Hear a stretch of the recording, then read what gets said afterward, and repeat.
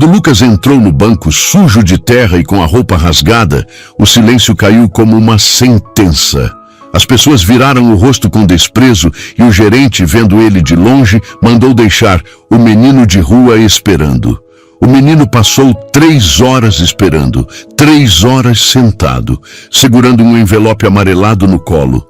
Mas quando o gerente finalmente chegou e viu o valor do cheque que Lucas carregava de 20 milhões de reais, ele ficou branco.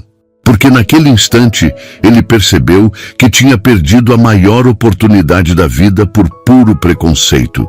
E o que ninguém ali sabia é que aquele menino humilde estava prestes a mudar a vida de todo mundo que o tratou com dignidade.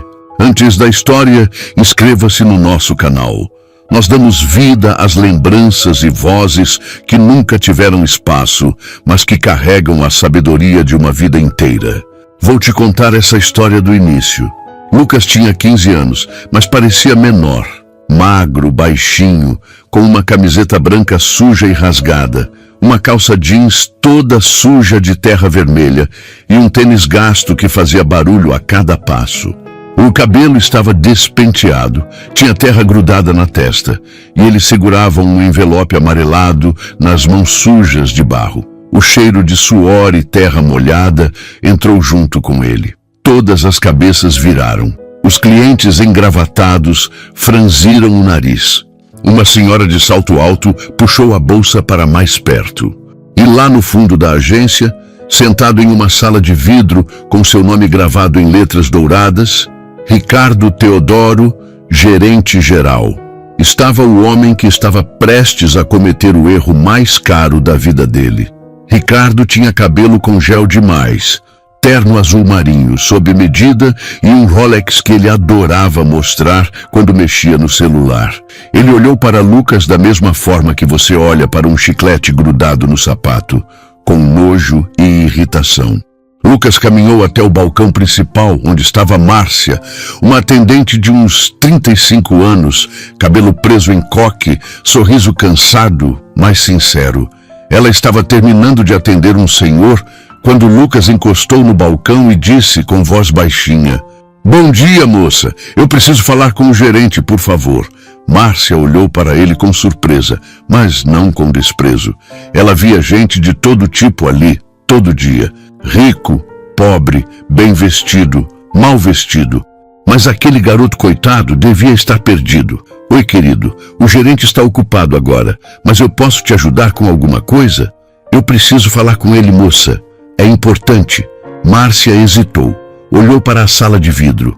Ricardo estava digitando no celular, provavelmente mandando mensagem no grupo de golfe. Ela sabia que ele não ia gostar de ser incomodado por um garoto sujo.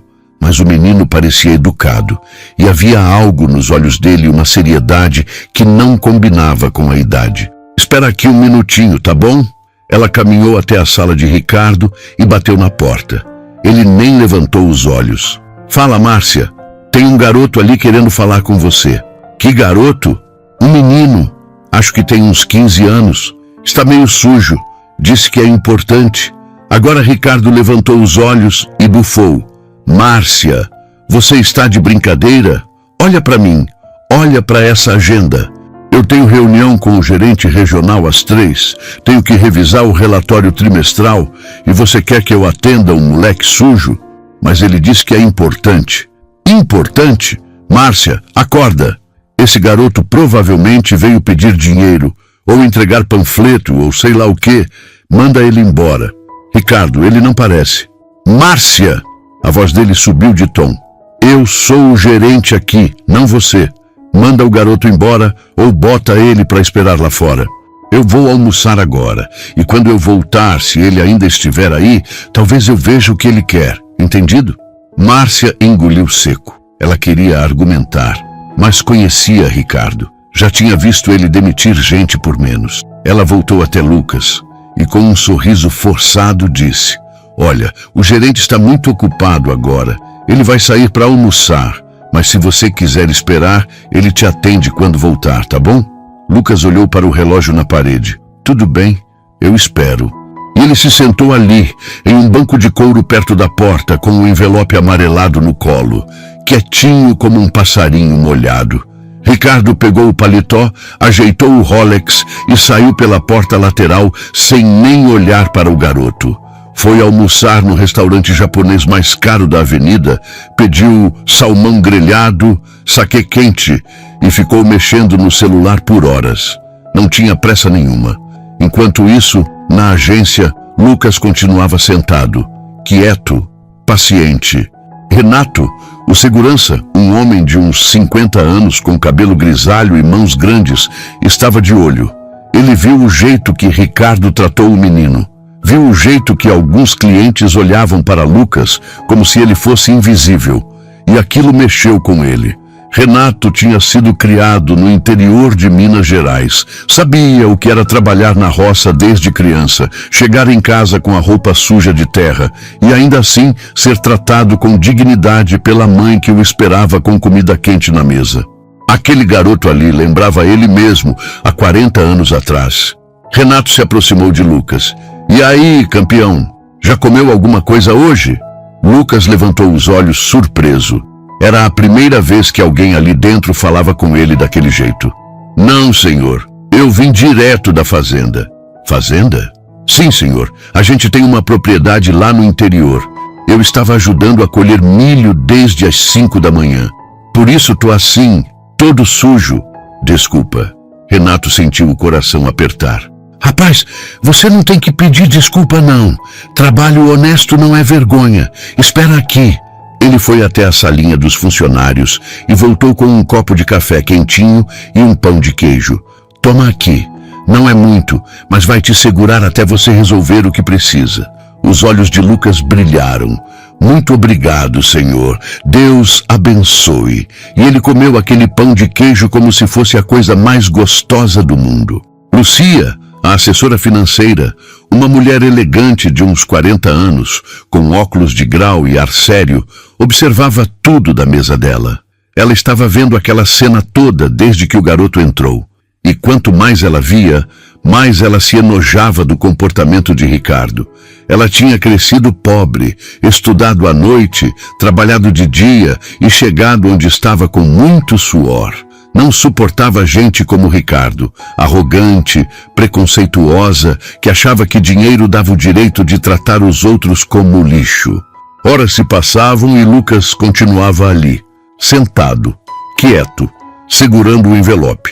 3 horas depois, Ricardo voltou do almoço.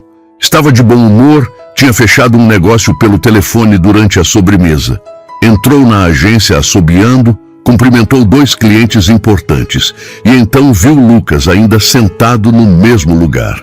Ele revirou os olhos e chamou Márcia com um gesto irritado. "Você não mandou aquele mendiguinho embora ainda?" "Ricardo, ele está esperando há 3 horas." "E daí? Márcia, para de ser mole. Vai lá, atende o garoto, vê o que ele quer e resolve logo isso. Mas não me enche o saco com isso, tá? Eu tenho coisas importantes para fazer." Márcia respirou fundo e foi até Lucas. "Vem comigo, querido." Lucas se levantou, pegou o envelope e seguiu Márcia até o balcão. Ela abriu o sistema no computador e disse, com voz baixa e gentil, "Então, meu bem, o que você precisa?" "Eu preciso depositar esse cheque e abrir 3 contas. Uma para mim, uma para o meu pai e uma para minha mãe." Márcia piscou. "Cheque?" Ela olhou para o envelope amarelado que Lucas colocou sobre o balcão. "Tá bom, deixa eu ver o cheque então, tá?" Lucas abriu o envelope com cuidado, tirou o papel dobrado de dentro e entregou para Márcia. Ela olhou, piscou, olhou de novo e o rosto dela ficou branco. Branco mesmo, cor de papel, porque ali, naquele cheque meio amarelado, estava escrito 20 milhões de reais. Márcia olhou para Lucas. Olhou para o cheque. Olhou de novo para Lucas. "Meu Deus, isso é verdade?" Lucas deu um sorrisinho tímido. "É, moça, meu avô vendeu a empresa da família. Era uma empresa de agronegócio que ele construiu ao longo de 50 anos. Plantação de soja, milho, criação de gado. Ele vendeu tudo agora e dividiu o dinheiro entre mim, meu pai e minha mãe. Esse é o meu." A voz de Márcia saiu trêmula. "Mas você tá todo sujo." "É que eu estava trabalhando, moça." A gente ainda tem umas terras que não foram vendidas. Eu ajudo meu pai na colheita. Saí de lá e vim direto pra cá. Por isso eu tô assim. Desculpa se eu fiz alguém passar mal com o cheiro. Márcia não sabia se ria ou se chorava. Ela olhou ao redor. Renato estava olhando de longe, com um sorriso discreto, como se já soubesse. Lucia tinha se levantado da mesa dela e estava vindo ver o que estava acontecendo. E lá na sala de vidro, Ricardo estava digitando no computador, alheio a tudo. Lucia chegou perto e sussurrou: Márcia, o que foi? Você está tremendo. Márcia, quase sem voz, virou a tela do computador para Lucia ver o valor. Lucia arregalou os olhos e tapou a boca com a mão. Meu Deus do céu! Lucas, todo sem jeito, disse: Moça, eu só quero depositar e abrir as contas. Não precisa fazer alarde. Meu pai disse para eu ser discreto. Márcia respirou fundo e tentou se recompor. Claro, meu amor, claro. Vamos fazer tudo certinho. Você tem os documentos? Tenho, moça. E Lucas tirou da mochila surrada os documentos dele, do pai e da mãe. Enquanto Márcia processava tudo, tremendo de nervoso, Lucia foi até a sala de Ricardo e bateu na porta com força. Ricardo, você precisa vir aqui. Agora. Lucia, tô ocupado. Depois eu. Ricardo, pelo amor de Deus, você precisa ver isso. Se você está gostando da história, se inscreve no canal. E se prepara para esse final emocionante. Ele bufou, levantou e foi até o balcão. E quando viu o cheque na tela do computador, o rosto dele mudou. Ficou vermelho, depois roxo, depois branco. Isso é real? Lúcia cruzou os braços. Sim, Ricardo, é real. Esse é o mendiguinho que você deixou esperando 3 horas. Ricardo olhou para Lucas. E pela primeira vez, realmente olhou. Viu um garoto de 15 anos, magro, sujo, cansado, mas com olhos honestos e tranquilos. E então Ricardo entendeu. Entendeu tudo. Aquele garoto era dono de 20 milhões de reais. E ele, Ricardo Teodoro, gerente geral, tinha perdido essa conta por puro preconceito. Ele tentou se recompor. Moço, eu peço desculpas pelo mal entendido. Eu não sabia que eu tinha dinheiro. Lucas completou com uma simplicidade que cortou o ar. Pois é, meu avô sempre dizia que dinheiro não muda caráter, só revela. Parece que ele estava certo. Ricardo ficou sem palavras. Márcia terminou de processar tudo. Abriu as 3 contas, fez o depósito, entregou os cartões e os comprovantes para Lucas. E então o garoto pegou tudo, colocou na mochila e se virou para sair. Mas antes ele parou.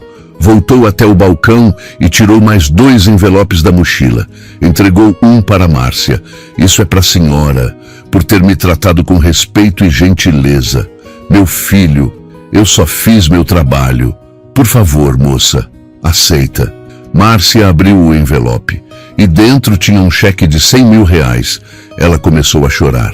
Chorar mesmo, com soluço, com lágrimas correndo. Meu Deus, eu não posso aceitar isso. Pode sim, moça. A senhora foi a única que me olhou nos olhos. Isso vale muito para mim. Então Lucas caminhou até Renato, que estava com os olhos marejados, e entregou o outro envelope. Isso é para o senhor, pelo café e pelo pão de queijo, e por me fazer lembrar que ainda existe gente boa no mundo. Renato abriu o envelope. Dentro, um cheque de 50 mil reais. O homem de 50 anos, segurança de banco, pai de 3 filhos, que ganhava 2 mil reais por mês, segurou aquele papel e desabou. Chorou como um menino. Chorou como nunca tinha chorado na vida. Meu filho, Deus te abençoe. Deus te abençoe muito. Lucas sorriu, ajeitou a mochila nas costas e saiu da agência. Sujo, humilde e com o coração leve. Ricardo ficou ali, parado, encarando a porta de vidro. Ele tinha acabado de perder 20 milhões de reais. E o respeito de todos os funcionários da agência. No dia seguinte, a história chegou à diretoria regional do banco. Marcos Fontes, o diretor, convocou Ricardo para uma reunião. Ricardo, me explica uma coisa. Como é que você, gerente geral de uma das nossas principais agências, deixa um cliente de 20 milhões de reais esperando 3 horas, trata ele como mendigo e ainda por cima perde a conta? Ricardo tentou se explicar, gaguejar, inventar desculpas, mas não tinha desculpa. E ele sabia disso. Marcos balançou a cabeça. Ricardo, você está demitido por justa causa. Sem aviso prévio, sem indenização, sem nada. E mais, essa história já está circulando nas redes sociais. O nome do banco está sendo manchado por causa do seu preconceito. Você vai ter que lidar com as consequências disso sozinho. Ricardo saiu da sala atordoado. Ele tinha perdido o emprego, a reputação, tudo. E tudo por causa de um garoto de 15 anos que ele chamou de mendiguinho. Márcia, com os 100 mil reais, pagou a dívida da casa da mãe dela, colocou o filho na faculdade e ainda guardou uma parte para emergências. E quando a vaga de gerente geral foi aberta, Marcos Fontes a promoveu. Ela assumiu o lugar de Ricardo e se tornou a primeira mulher gerente daquela agência. Renato, com os 50 mil, reformou a casa e comprou uma moto para o filho mais velho, que precisava trabalhar. Ele continuou sendo segurança, mas agora com o coração leve e a sensação de que Deus não tinha se esquecido dele. E Lucas segue sendo humilde e tratando todos com dignidade. E você? De qual cidade você é? E se essa história te tocou, se inscreve no canal. Um abraço e até a próxima história.